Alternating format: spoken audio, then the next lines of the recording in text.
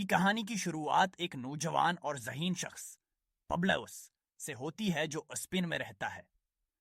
پبلوس ایک عام چرواہا ہے، لیکن اس کی خواہشات اس کی زندگی کے لیے نئی راہیں کھولتی ہیں۔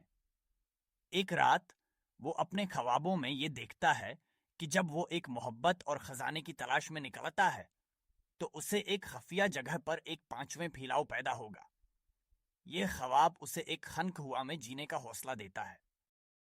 پبلوس اپنے خواب کو پورا کرنے کے لیے سفر پر نکلتا ہے اور ایتھنیا نامی ایک قدیم شہر کی طرف روانہ ہوتا ہے۔ راستے میں وہ مختلف لوگوں سے ملتا ہے، جیسے کہ ایک بوڑھا اور تجربہ کار کتب فروش جو اسے سکھاتا ہے کہ زندگی کی حقیقتیں ایک خاص گہرائی میں چھپی ہوتی ہیں۔ پھر وہ ایک نوجوان عرب کی شکل میں ایک الکیمسٹ سے ملتا ہے جو اس کے نظریات کو مزید ترقی دیتا ہے اور اسے سکھاتا ہے کہ اپنی قسمت کو کیسے خود بنایا جا سکتا ہے۔ پبلیوس کو الکیمسٹ کی رہنمائی میں یہ بھی پتہ چلتا ہے کہ ہر کوئی اپنی اپنی ذاتی داستان کو حاصل کرنے کے سفر میں ہوتا ہے۔ یہ سفر کبھی آسان نہیں ہوتا، لیکن اس کے نتیجے میں انعامات بہت بڑے ہوتے ہیں۔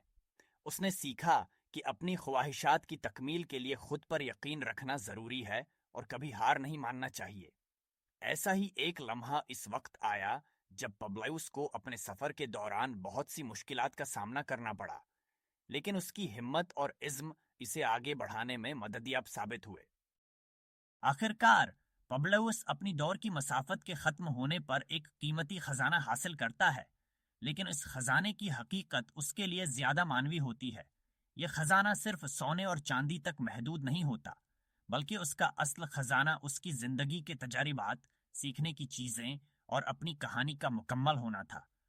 وہ سمجھتا ہے کہ اصل خوشی اپنے سفر میں ہی پوشیدہ ہے، نہ کہ منزل پر پہنچنے میں۔ پبلیوس کی کہانی ہمیں یہ سکھاتی ہے کہ زندگی کے ہر اقدام میں ایک سبق ہوتا ہے اور اپنی ذاتی داستان کو جینے کی اہمیت ہے۔ ہر ایک انسان کے اندر ایک الکیمسٹ ہوتا ہے جو اپنی قسمت کو خود لکھنے کی طاقت رکھتا ہے۔ اس سفر میں کبھی کبھی مشکلات آئیں گی، مگر خطروں کا سامنا کرنا اور اس کی جانب بڑھتے رہنا ہی حقیقی کامیابی ہے۔